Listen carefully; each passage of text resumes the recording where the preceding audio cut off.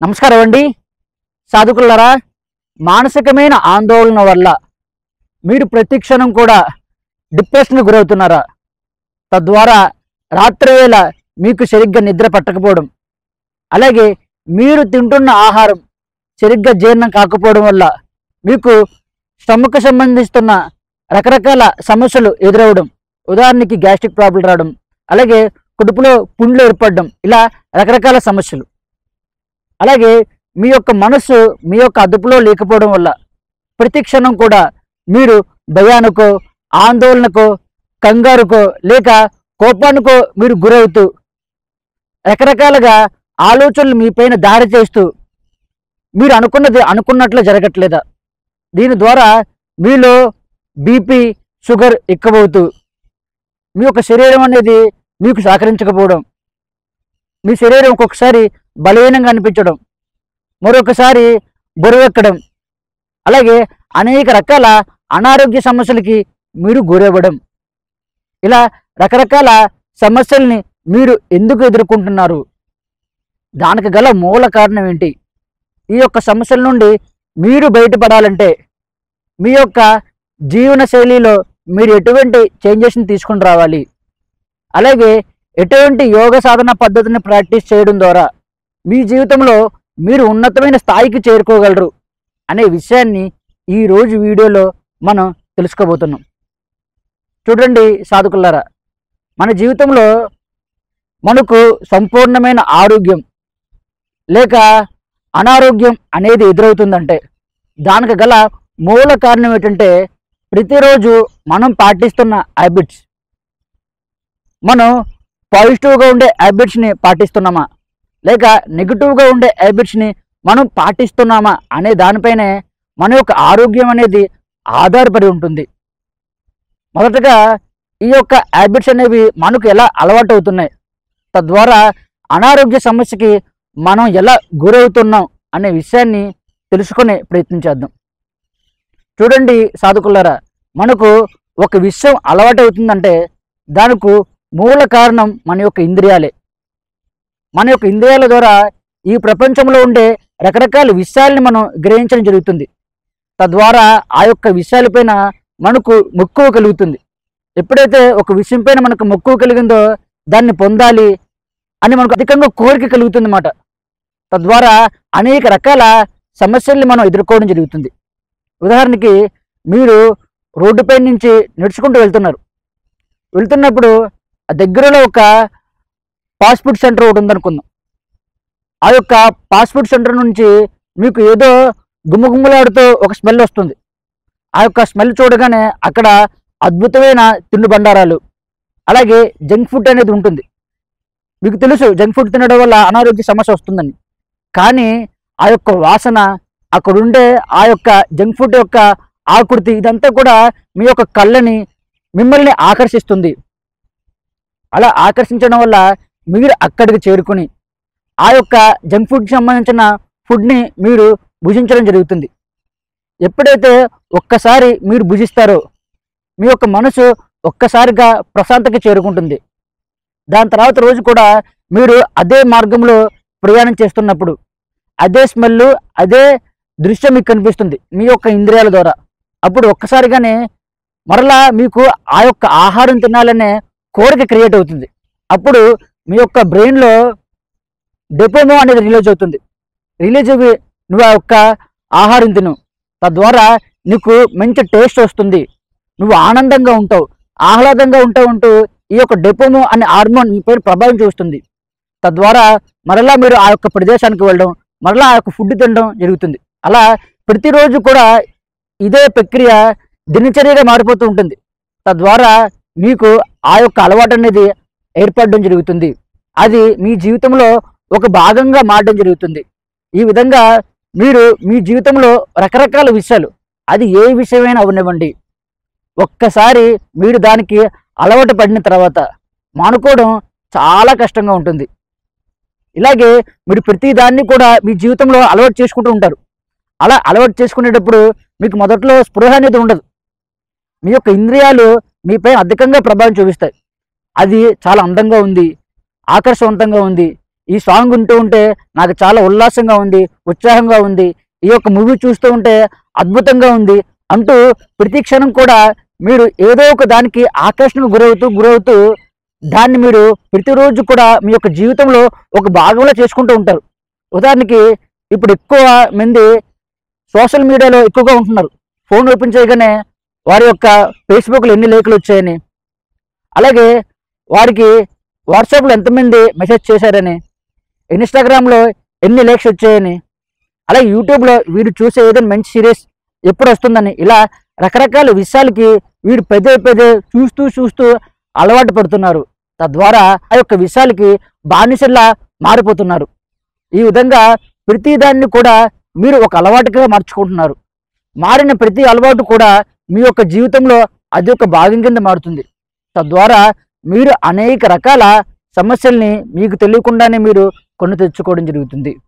అయితే మీరు మీ యొక్క జీవితంలో ఏదైనా ఒక దానికి ఆకర్షణకు గురైనప్పుడు దాన్ని అలవాటు చేసుకోవడం వల్ల ప్రస్తుతం మీకు వస్తున్న లాభం అంతా, భవిష్యత్తులో మీకు వచ్చే నష్టం అంతా అనే విషయాన్ని పూర్తిగా మీరు బేరేజ్ చేయకుండా ఆ యొక్క విషయాన్ని మీరు ఒక అలవాటు కింద మార్చుకోవడం వల్ల భవిష్యత్తులో మీ యొక్క జీవితంలో అనేక రకాల అనారోగ్య సమస్యలకి మీరు గురవడం జరుగుతుంది.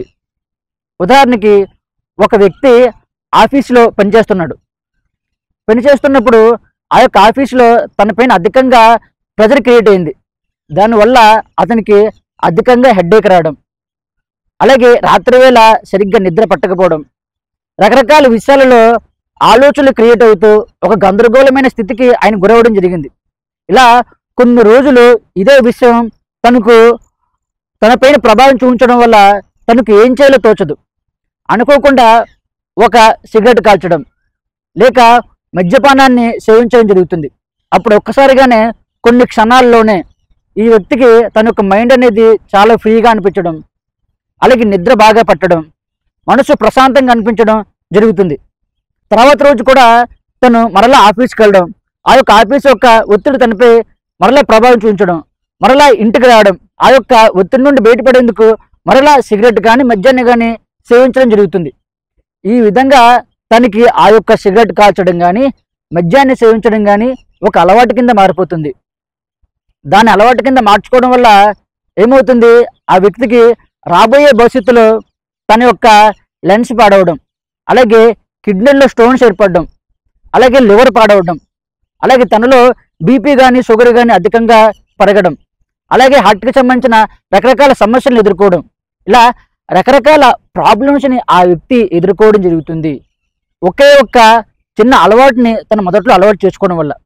ఆ యొక్క అలవాటుని తను ఎందుకు అలవాటు చేసుకున్నాడు, తను ఏదైతే వర్క్ చేస్తున్నాడో ఆ వర్క్లో తనపై అధికంగా ప్రెజర్ క్రియేట్ అవుతుంది కదా, ఆ ప్రెజర్ నుండి తక్షణమే బయటపడాలి, తనకు మనశ్శాంతి రావాలి, ప్రశాంతంగా ఉండాలి అనే ఆలోచన తనపైన అధికంగా ప్రభావం చూపించగానే ఒక సిగరెట్ కాల్చగానే, ఒక మద్యం సేవించగానే తనకు ప్రశాంతంగా ఆహ్లాదంగా ఉంది కదా, దాన్ని పొందేందుకు ఈ వ్యక్తి ప్రతిరోజు కూడా ఈ యొక్క చెడు అలవాటుని అలవాటు చేసుకోవడం జరిగింది. తద్వారా తన యొక్క జీవితమే నాశనం అవ్వడం జరిగింది. అదేవిధంగా మీ జీవితంలో మీరు కూడా ఒక అలవాటుని అలవాటు చేసుకునేటప్పుడు ఇప్పుడున్న ఈ యొక్క సందర్భంలో మీకు వచ్చే ఆ కొంత తాత్కాలికమైన ప్రతిఫలం గురించి మీరు ఆశిస్తున్నారు. కానీ భవిష్యత్తులో ఇదే అలవాటు మీకు అలవాటు అవ్వడం వల్ల ఎన్ని రకాలుగా సమస్యల్ని మీరు ఎదుర్కొంటారు. ఆ సమస్యల వల్ల మీకు ఎదురయ్యే నష్టం అంతా, మీ యొక్క ఆరోగ్యం అనేది ఎంతవరకు పాడవుతుంది, మీరు ఎంతవరకు ఒక ఆరోగ్యవంతంగా ఆహ్లాదవంతంగా ఉంటారు అనే దాన్ని ఎప్పుడు కూడా మీరు పరిశీలన చేసుకోవట్లేదు. తద్వారా అనేక రకాల అనారోగ్య సమస్యలకి గురవడం జరుగుతుంది. కాబట్టి ఒక్కసారి మిమ్మల్ని మీరు గమనించండి. మీరు ఎటువంటి అలవాట్లకి ప్రతిరోజు కూడా టైం ఇస్తున్నారు, ఆ అలవాట్ల వల్ల మీ యొక్క టైం అనేది ఎంత వేస్ట్ అవుతుంది, మీ యొక్క మనీ మీరు ఎంత ఖర్చు పెడుతున్నారు, తద్వారా మీ యొక్క శరీరం కానీ మీ యొక్క మనసు కానీ మీలో ఉండే ఎనర్జీ అనేది ఎంతవరకు లాస్ అవుతుంది అనే విషయాన్ని మీరు గమనించాలి.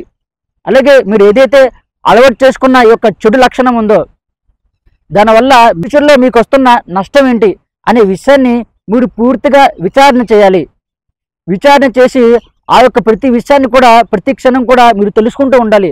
అరే, నేను ఈ యొక్క సిగరెట్ కాల్చడం వల్ల నాకు లంగ్స్ పడే అవకాశం ఉంది, నాకు అనారోగ్య సమస్య వచ్చే అవకాశం ఉంది అంటూ ప్రతి క్షణం కూడా దాన్ని తెలుసుకుంటూ దాన్ని అసహించుకోవడం మీరు మొదలు పెడితే నెమ్మదిగా ఆ యొక్క అలవాటు నుండి మీరు బయటపడడం జరుగుతుంది. మీ మనసు కామ్ అవ్వడం జరుగుతుంది.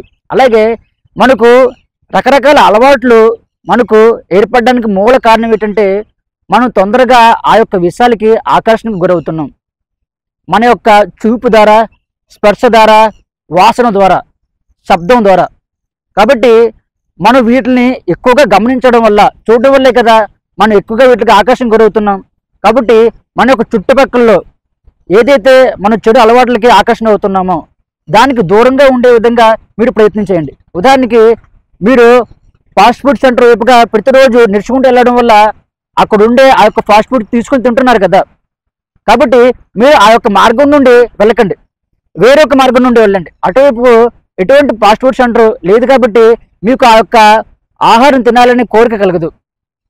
అలాగే మీకు మద్యం కానీ సిగరెట్ కానీ మానేయాలని ఉంది, కానీ మీ యొక్క స్నేహితులకి ఆ యొక్క అలవాటు అధికంగా ఉండడం వల్ల మీరు వాళ్ళతో తిరగడం వల్ల ఆ యొక్క అలవాటుని మీరు మానుకోవాలనుకున్నా సరే మానుకోలేరు.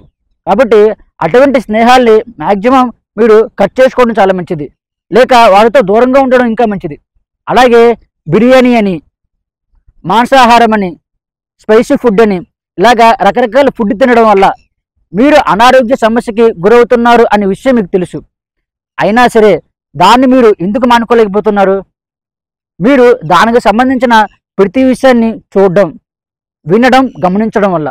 కాబట్టి దానికి సంబంధించిన విషయాలు వినడం కానీ చూడడం కానీ మీరు చాలా వరకు తగ్గించినట్లయితే ఖచ్చితంగా ఆ యొక్క అలవాటు నుండి మీరు తొందరగా బయటపడడం జరుగుతుంది.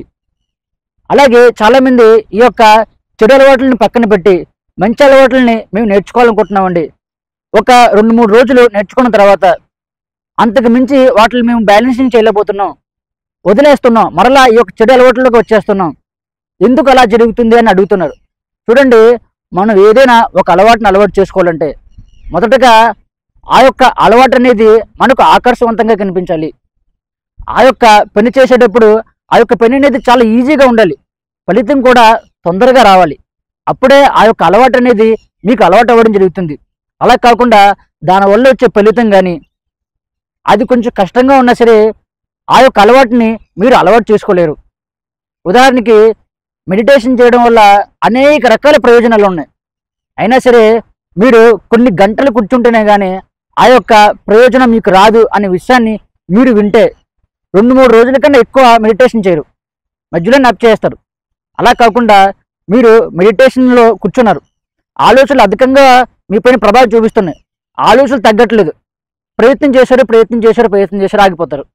అదే మీరు కొన్ని ప్రాణాయామ టెక్నిక్స్ని ప్రాక్టీస్ చేసి మీ యొక్క మనసుని మీరు కంట్రోల్ చేశారనుకో, మీరు కూర్చోగానే మీ యొక్క మనసులో ఆలోచనలు అనేవి పరిగెత్తడం ఆగిపోతాయి, మనసు ప్రశాంతంగా ఆహ్లాదంగా మారడం జరుగుతుంది. తద్వారా మీకు మెడిటేషన్ చేయాలనే ఉత్సాహం, కోరిక కలుగుతుంది. ఇందువల్ల మీరు కొన్ని నిమిషాలలోనే ఆ యొక్క ప్రశాంతమైన స్టేజ్ని, ఆ యొక్క ఉల్లాసకరమైన ఆనందాన్ని పొందారు. కాబట్టి మీరు చేస్తున్న ఏదైనా ఒక పని అనేది చాలా సులువుగా ఉండాలి, దానివల్ల వచ్చే ఫలితం కూడా తొందరగా రావాలి, అది ఆకర్షవంతంగా మిమ్మల్ని ఆకర్షించాలి. అప్పుడే ఆ యొక్క అలవాటుని మీరు అలవాటు చేసుకోవడం జరుగుతుంది. కాబట్టి మీరు ఏదైనా ఒక మంచి అలవాటుని అలవాటు చేసుకోవాలనుకుంటే ఆ యొక్క పని అనేది చాలా ఈజీగా ఉండే విధంగా మీరు మార్చుకోండి. అలాగే మీరు ప్రతిరోజు కూడా కొన్ని అలవాట్లని డైలీ వారీగా అలవాటు ఉంటాయి. ఉదాహరణకి ప్రతిరోజు కాఫీ తాగడం, అలాగే ఒక టీవీ చూడడం, ఏదైనా న్యూస్ చదవడం, ఇలాగ కొన్ని అలవాట్లు ఉంటాయి కదా. దానికి మీరు మీ యొక్క మంచి అలవాట్లని జోడించండి మొదట్లో. ఉదాహరణకి కాఫీ తాగే ముందు నేను ఒక 5 నిమిషాలు మెడిటేషన్ చేస్తాను, అలాగే టీవీ చూసే ముందు నేను ఏదైనా ఒక మంచి బుక్లో కొన్ని స్పిరిచువల్ విషయాలు తెలుసుకుంటాను, అలాగే ఏదైనా ఒక ఆహారం తినే ముందు నేను మంచిగా పుషప్ చేస్తాను, నా శరీరాన్ని బలోపేతం చేస్తాను. ఇలాగా మీరు ఒక దానికి మరో దాన్ని మీరు జత చేసినట్లయితే ఖచ్చితంగా మీరు అందులో పురోగతి సాధించేందుకు అవకాశం ఉంటుంది. మీ యొక్క మైండ్ సెట్ని పూర్తిగా మీరు యొక్క చెడు అలవాట్ల నుండి పాజిటివ్ అలవాట్ల వైపుగా మలుచుకోవాలి. పాజిటివ్ అలవాట్లని పాటించడం వల్ల మీకు కలిగే అద్భుతమైన ప్రయోజనాలని మీరు తెలుసుకోవాలి. ఆ యొక్క పాజిటివ్ అలవాట్లపైన మీ యొక్క కోరికని విపరీతంగా పెంచుకోవాలి. దాన్ని మీరు పూర్తిగా నమ్మాలి.